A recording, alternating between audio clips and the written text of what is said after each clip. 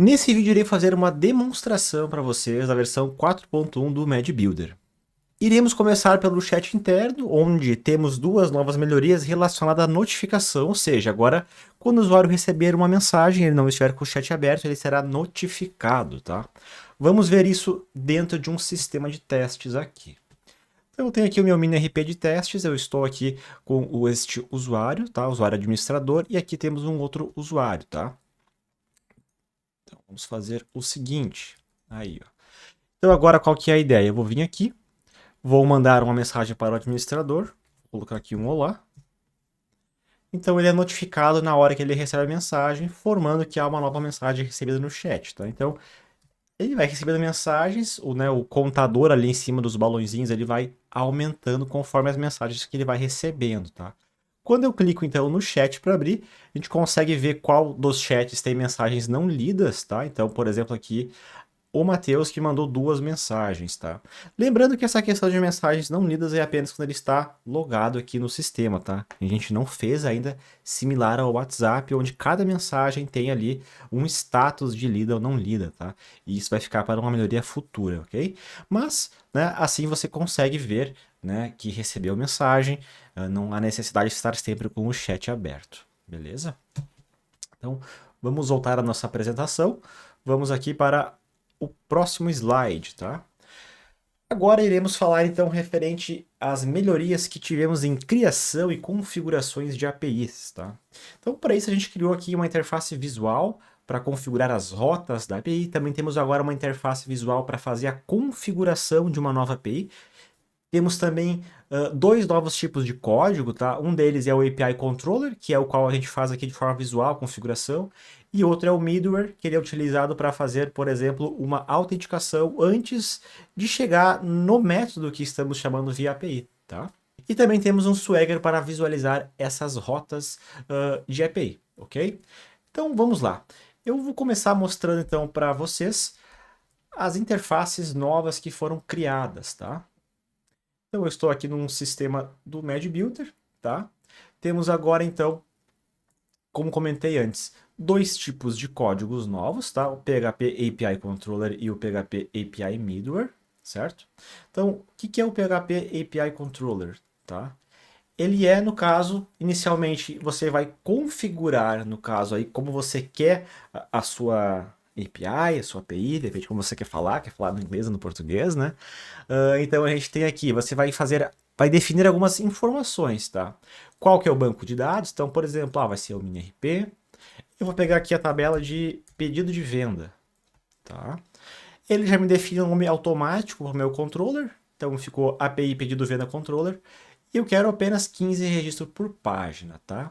Agora a gente vem para a parte de grupos de rota. Então a gente tem aquelas rotas amigáveis, fáceis de configurar. E aqui no nosso caso, no nosso API Controller, ele já vem com vários métodos prontos, tá? Então aqui você deve selecionar, no caso, quais métodos você quer. Então vamos dar um exemplo aqui. Essa minha API aqui, ela vai ser apenas para fazer Store, só para salvar registros. Então vou marcar só o Store. Não, eu vou ter uma API que eu quero que tenha a deleção, eu quero fazer o update, eu quero que me traga registros, as informações de um registro específico, e eu também quero que me traga, por exemplo, lista de registros, né? Então, são os métodos que temos, tá? Então, aqui você consegue ver o exemplo da rota como vai ficar, você definiu aqui o prefixo dela, tá? E aqui a gente define qual que vai ser o grupo da rota que a gente vai utilizar, né? Ou se vai ser na raiz, né? Então, se fosse na raiz, a gente não teria mais esse API aqui na frente, esse exemplo, tá? Então, por padrão, eu recomendo utilizar o barra API, que ele já está configurado certinho, tá? Então, a gente escolhe ele aqui, se não escolher, ele vem como padrão, tá? Temos opção aqui de você definir por quais campos você vai permitir que a pessoa que está chamando a sua API possa fazer filtros, tá? Então, você que define. Se você não marcar nenhum, tá? Todos os campos podem ser filtrados, ok? Campos ordenáveis, você pode definir quais você quer. Se não marcar nenhum, todos acabam sendo ordenáveis, tá? Temos aqui campos de índice. Qual que é essa ideia do índice? Isso vem aqui de cima do nosso método index, tá? Que a gente tem aqui, ó, index. tá? Que é o de list, ó, listar todos os registros, no caso, tá? Então aqui qual que é a ideia dessa configuração aqui? Aqui você vai definir quais são os registros, não, desculpa, quais são as colunas, né, ou atributos que você quer devolver na sua listagem, né? Então aqui, por exemplo, você pode trazer informações relacionadas. Então, por exemplo, eu quero pegar o nome do meu cliente, tá? Então eu seleciono aqui. Eu posso estar definindo uma máscara com mais informações, por exemplo, cliente, dois pontos, tá? E aperto aqui no mais. E ele vai me jogar aqui nessa tabelinha na direita. Algo importante a mostrar agora aqui, claro, vai ter um vídeo específico sobre isso. Temos essa engrenagem aqui, aonde a gente pode definir a chave do atributo a ser retornado depois via API. Então, por exemplo, eu vou trocar aqui para cliente underline nome. Tá? Temos também em relação aqui aos campos de exibição. O que é o campo de exibição? É quando você faz a busca, né, de um registro específico pelo ID dele. Então a gente tem essas diferenciações, porque às vezes quando você quer montar, por exemplo, uma listagem, você quer mostrar apenas, sei lá, 5, 6 registros, né? Você não quer mostrar, você quer mostrar 5, 6 colunas. E já quando você quer ver um registro específico, você quer trazer mais informações. Tá? Então, por isso a gente tem essa diferenciação entre os campos ali da nossa listagem, do método index, e os campos de exibição. Tá? Você pode definir quais são os campos obrigatórios, quais transformadores você vai querer utilizar nesses campos, tá? E você também vai poder definir qual que vai ser a sua tabela detalhe. Então, por exemplo, aqui a gente pode pegar os itens da venda, tá? Então, essa nova forma de criar uma API, ela é muito completa, tá?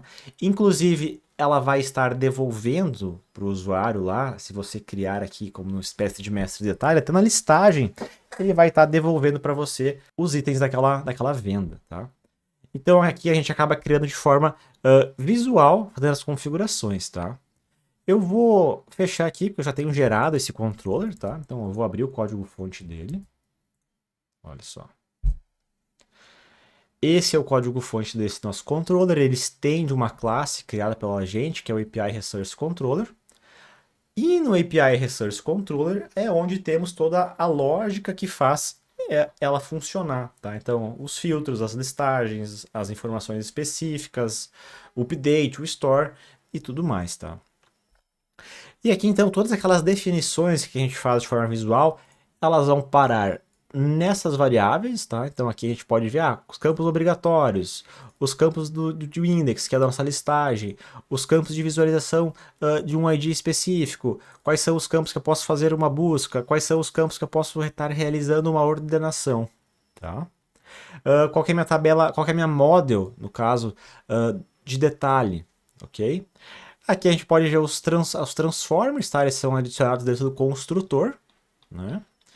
E por último, então, a gente tem aqui alguns métodos gancho que são chamados antes de algo acontecer. Então, por exemplo, ó, before store, antes de salvar, a gente vai ter acesso ao objeto que está sendo persistido, tá?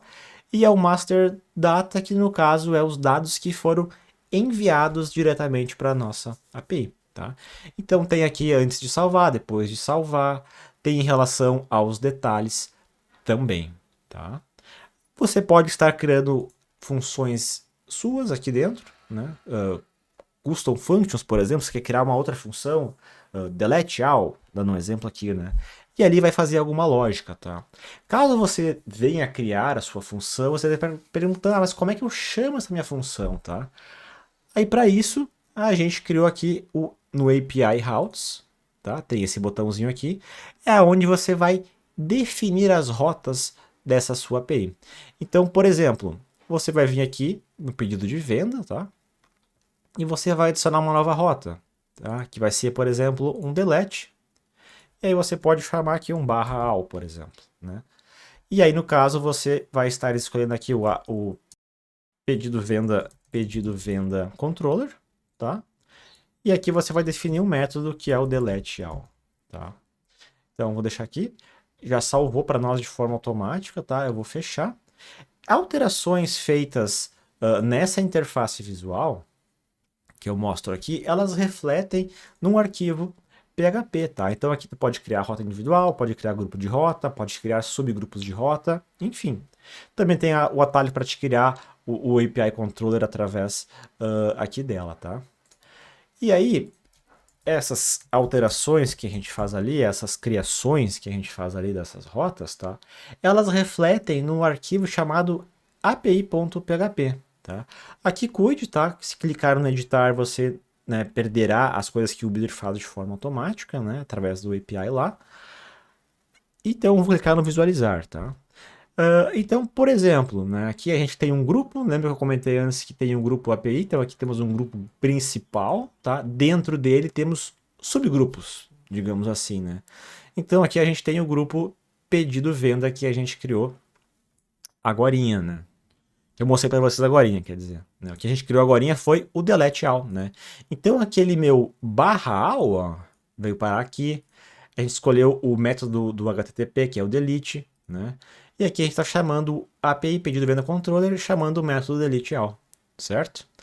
Então aqui tem aquela tela acaba gerando essas configurações aqui escritas em PHP, tá? Então aqui já temos coisas que o Builder traz para nós por padrão, né? Aqui são as questões do nosso Builder Database Manager, tá? O que eu vou mostrar agora aqui para você é em relação ao middleware, né? Então agora a gente pode estar criando um middleware, né? Então aqui novo código, PHP API middleware. Então vou dar um exemplo aqui, ó. Teste middleware, mas se já não existe. Ó. Então criou para nós o teste middleware. Por padrão, o middleware vem nesse formato aqui, tá? Ele sempre vai precisar que exista esse método handle, aonde ele vai receber sempre por parâmetro. O primeiro parâmetro é um request e o segundo é uma function, tá? E você tem que retornar nesse formato aqui, né? Então ele vai chamar porque aqui está vindo uma função que ele vai chamar. Então aqui, por exemplo, poderia estar vindo outro middleware para ser chamado, certo? Mas assim, qual que é a ideia de usar um middleware, Matheus? Então, um middleware serve para isso aqui, por exemplo. Ó. A gente tem um Basic Auth Middleware. Né? Esse cara aqui, ele é responsável em fazer o quê? A validação, a verificação se aquele request que está sendo feito para a sua API, ele possui um token, né, de autorização do tipo basic e se esse token ele é válido, né? Ele é igual ao token que está configurado no seu sistema, tá? Então, isso é feito no nosso middleware, né? Então, por exemplo, aqui deixa eu mostrar diferente. Deixa eu vir aqui na nossa API. Então, agora aqui eu vou adicionar, no caso, um middleware ao nosso grupo aqui de rotas, tá? Então, vou selecionar ele aqui, o basic, e vou clicar no botão adicionar. Então agora, esse grupo aqui chamado API, ele vai estar utilizando aqui um Basic Authentication Middleware, tá? A gente poderia também adicionar mais um, tá? Então eu quero tipo Basic e também quero o Test Middleware, tá? Beleza, adicionei ele, tá salvo já, aqui ó, salvo, né? Vou fechar, deixa eu fechar aqui o nosso API, vou abrir novamente, vou visualizar. Então aqui temos o nosso grupo de rota, tá? Aqui ela, ó, API, aonde agora temos dois middlewares definidos, tá? Que no caso é o Basic Auth Middleware e o Test Middleware, tá? Então, assim, é dessa forma que a gente pode definir middlewares para os nossos grupos de rota, ok? E agora, então, eu vou mostrar para vocês a questão do Swagger, tá? Então, vou acessar aqui o sistema, vou vir aqui na URL e vou trocar para API/docs, tá? Então aqui a gente tem o Swagger, aonde você pode estar disponibilizando esse endereço, né, para, né, os seus clientes, os seus usuários que vão ter acesso às APIs que você criou, tá? Então aqui não vai trazer aquelas APIs do MedBuilder, que o MedBuilder criou, por exemplo, ali em relação ao sistema, a parte do Database Manager, ele vai acabar ignorando isso aí e vai deixar apenas APIs, no caso, que você criou. E claro, a API padrão de autenticação, ok? Então aqui a gente tem o nosso API pedido venda controller, que foi aquele exemplo que eu mostrei antes. Então aqui a gente pode ver como é que fica a questão do nosso get quando você não passa nenhum tipo de parâmetro, né? Então se eu clicar aqui, ó, a gente consegue ver que vai ser retornado, né, um objeto que vai ter um atributo data e também um atributo meta, né? Aonde no data vai vir todos os campos que a gente definiu E no meta vem as informações de total de páginas, quantidade por página, qual página eu tô, qual que é a última página, para quem estiver consumindo, no caso, essa API possa estar criando ali uma listagem paginada, tá? Aqui então também temos a questão do post, ele vai mostrar para nós um exemplo de post, como deve ser feito. Então, no caso aqui do pedido de venda, você deve passar aqui os dados do mestre e embaixo aqui os dados do detalhe, né? Então temos aquele get para trazer apenas um registro, tá? Então ele vai mostrar também como ele retorna isso. Então vai vir um objetão aqui e os detalhes aqui, no caso. Aqui é como você faz a questão do update, o que você tem que enviar. E por último, então, o nosso delete. Tá? Você passa o ID e ele acaba deletando, tá? Então esse é o nosso Swagger. Posso mostrar também aqui um pouquinho no Postman, tá? Eu estou com o Postman rodando aqui em cima do meu sistema. Então, por exemplo, aqui, eu quero trazer, ó, listar pedidos de venda, tá? Então, eu vou vir aqui, vou dar um send e ele vai me retornar. Então, aqui ele me retornou, então, a gente vai ter essa posição data, dentro dela tem um array com os objetos, tá? De pedido de venda. Então, você pode ver vários objetos aqui, até os details estão vazios, né? Mas ele está trazendo, em alguns casos ele trouxe, então aqui a gente pode ver que ele está trazendo o nosso mestre e aqui os nossos detalhes, tá? Então ele é bem completo para você montar qualquer tipo de aplicação consumindo ali, no caso, a API, né? Então aqui a gente tem um total de 808 registros, são 15 por página. A página atual é a página 1 e a última página é 54. Então, em cima dessas informações aqui, você vai conseguir criar, no caso, a paginação, tá? Então, por exemplo, se você quiser trocar de página, então você pode vir aqui em cima, passar um get page, eu quero a página 10, por exemplo. E eu dou um send, e agora já me trouxe outros registros, tá? E agora a gente sabe que a gente está na página 10, tá? Então, por exemplo, se eu passar que eu quero a página 100, ele já não vai encontrar nenhum registro, entendeu? Se eu passar aqui a 54, que ele está falando que é a última página, tá me trazendo aqui aos últimos registros, beleza? Aí a gente pode passar então um sort, um direction, enfim, os filtros que a gente quer, os campos que a gente quer filtrar, né? E aí também temos outros métodos. Aqui, por exemplo, a gente tem para criar um novo pedido de venda. Então você estaria fazendo um post com as informações, né? Que tem um post já pronto para mim, então eu vou dar um send. E ele me retorna para a gente ver que deu certo, ele está devolvendo o ID, tá? Tanto do mestre como do nosso detalhe. Então eu estou no ID 809, você dá um send de novo, 810, tá? Então, agora a gente está com as nossas APIs bem completas aqui dentro, né, do Mad Builder. Dando sequência então à nossa apresentação, vamos agora falar então de listagens, tá? Quais foram as melhorias novas que a gente tem na parte de listagens, tá? Então a gente tem aqui um novo modo de exibição de filtros no cabeçalho, onde você pode ativar se você quer que os filtros sejam exibidos num popover. Temos também a opção de um campo que você pode definir ali um filtro global, onde você pode estar fazendo um filtro em cima de várias colunas. E temos um botão para você estar redefinindo ali o seu usuário final, as propriedades que foram definidas, né, na tabela. Por quais propriedades, né? Aquelas propriedades relacionadas a qual coluna o usuário quer enxergar naquele momento, né?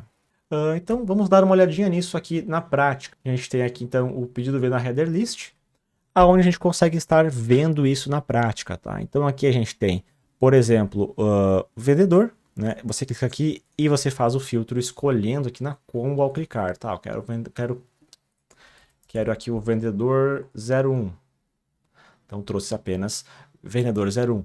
E eu quero apenas os que estão em faturamento, né?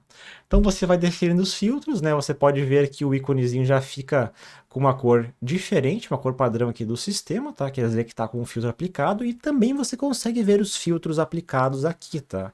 Então você consegue ver, ó, que foi definido um vendedor e estado do pedido, né?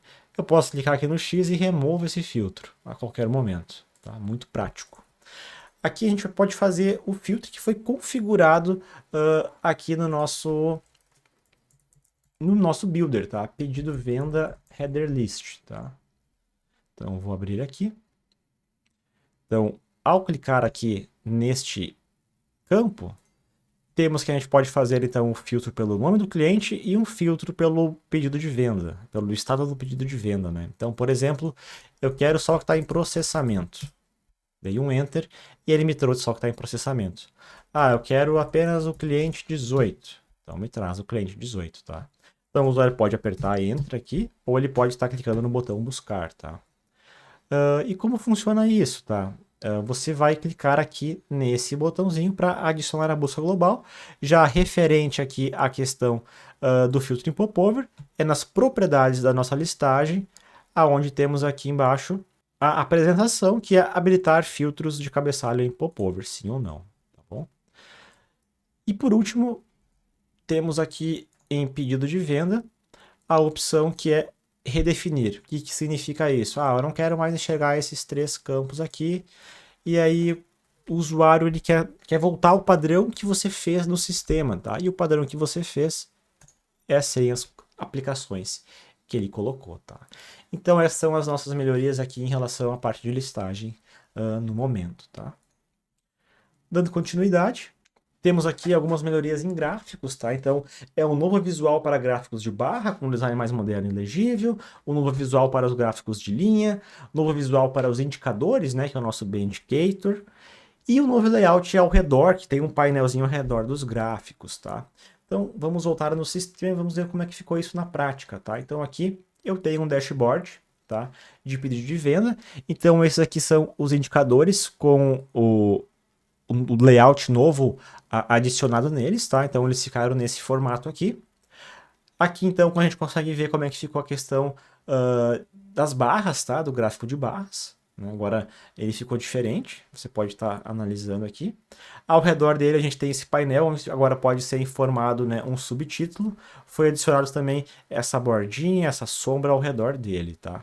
Então essas são as melhorias relacionadas aqui à parte de gráficos, tá? Foram pequenas melhorias, mas que acabam entregando um visual bacana no sistema final criado por vocês, tá? Se eu acessar aqui dentro do Mad Builder, o nosso dashboard, eu quero mostrar rapidamente essas alterações, tá? Então, nos B-Indicators, a gente criou um novo tema aqui para ele, chamado Flat Horizontal Alinhado à Esquerda, tá?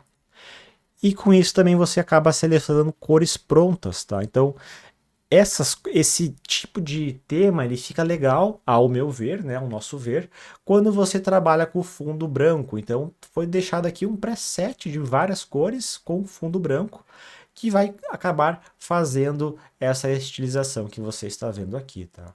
Se a gente for pensar na alteração que teve em relação aos gráficos, tá? Aqui está um exemplo de como era antes as barras, né? Era mais nesse formato aqui. E agora você pode ver que tem uma bordinha aqui ao redor, uma cor diferente no meio e tudo mais, tá? Então aqui está o formato antigo e aqui está o formato novo, tá? Em relação ao gráfico de linha, a gente consegue ver também a diferença, ó. Esse era o padrão antigo, né? Esse é o novo padrão, a linha mais grossa, com esses pontinhos e tudo mais, tá? Aqui teve poucas alterações em relação ao gráfico de pizza, né? Tá mais ali em relação à legenda, quando você passa o mouse em cima, tá? Tá uma legendinha mais padrão, mais arredondada em todos eles, ok? Enfim, e aí também temos essa alteração relacionada à questão do subtítulo, né? Então, por exemplo, aqui, ó, tabela de pedidos, né? Eu botei aqui, ó. Nesse já está desabilitado.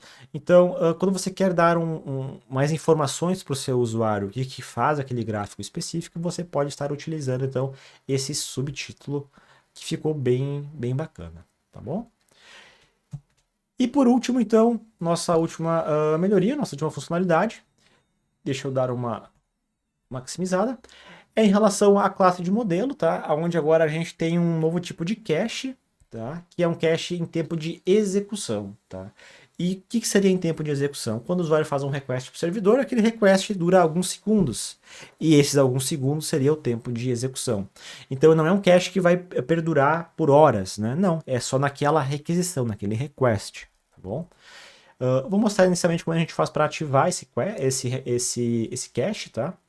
Você vai acessar aqui então o modelo de dados.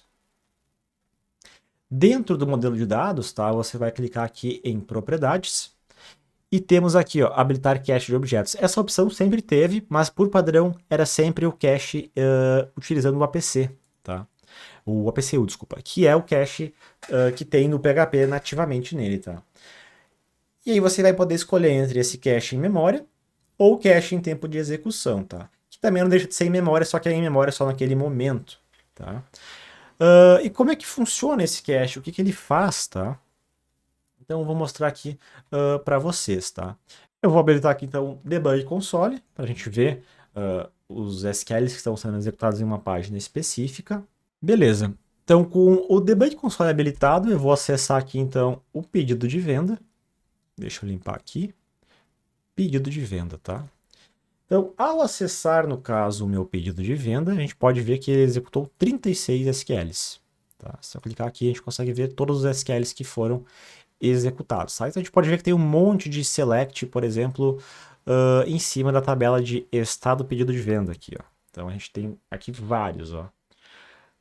E por que que isso acontece, tá, pessoal? Porque a forma como a gente fez aí o framework para fazer a nossa listagem, a gente trabalha a listagem em cima de uma única tabela, que é a tabela, nesse caso, de pedido de venda, e todas as, né, por exemplo, os registros que estão relacionados, como, por exemplo, o cliente, o vendedor, e o estado do pedido aqui, é feito uma consulta SQL através da model para trazer aquele registro em específico. E quando eu for habilitar, no caso agora, o nosso cache em tempo de execução, quando ele for buscar, por exemplo, elaboração pela segunda vez, ele vai pegar desse cache. Ele não vai ir ao banco de dados de novo, tá? E algo interessante nessa nossa tela aqui, o formulário de filtros, por mais que ele está naquele botão, ele é sempre executado, tá? E no nosso formulário de filtros, a gente tem um select asterisco from estado de pedido, né? Como o nosso cache está a nível de model, sempre que você carrega uma coleção de registros, automaticamente essa coleção de registros ela é salva no cache ou atualiza aquele cache existente, tá? Então, o que vai acontecer aqui? Todos esses aqui não serão mais executados. Então aqui, nas minhas contas, tá, vão ter aí pelo menos 10 SQLs a menos, tá? Para serem executados agora, tá? Então eu vou habilitar aqui diretamente no código fonte, tá? Então eu vou editar aqui o estado de pedido de venda, tá? Eu vou habilitar aqui o bruntime cache, tá? Que é essa constante cache control. Agora eu vou vir aqui, vou clicar em atualizar. E agora caiu então para 26 SQLs, tá? Esses SQLs aqui estão mostrando apenas os que foram a banco de dados, tá? A gente pode ver que foi feito aqui algumas buscas, tá? Algumas buscas e alguns stores no cache, né? Então foi aquilo que eu comentei antes, ó. O framework ele fez aqui então um select em cima da tabela de estado de pedido de venda, trazendo todos eles, e logo na sequência ele gravou eles no nosso cache, né? Se formos rodando aqui, olha só, pegou do cache. Entendeu? Então, esse runtime cache, ele é bacana, tá? Porque acaba economizando recurso aí computacional do seu servidor, até em alguns casos deixando telas mais rápidas, inclusivamente. Claro, lembrando que para ficar mais rápido, o elaboração ele deveria aparecer mais vezes aqui, né? Porque se aparecer uma vez só, ele vai a banco de dados igual, né? Mas, por exemplo, aguardando entrega, se não tivéssemos, por exemplo, esse filtro por estado de pedido de venda, ele estaria poupando 2 consultas ao banco de dados, beleza? Então, pessoal, essas são as melhorias do MediBuilder versão 4.1, tá? Em breve, e eu espero que vocês tenham gostado aí das melhorias. Em breve essas melhorias estarão funcionando na plataforma, tá? No dia que foi gravado esse vídeo, dia 20 de agosto, ainda não foram disponibilizados essas melhorias para vocês, tá? Mas logo logo tudo estará atualizado na plataforma. Valeu, pessoal, um abraço.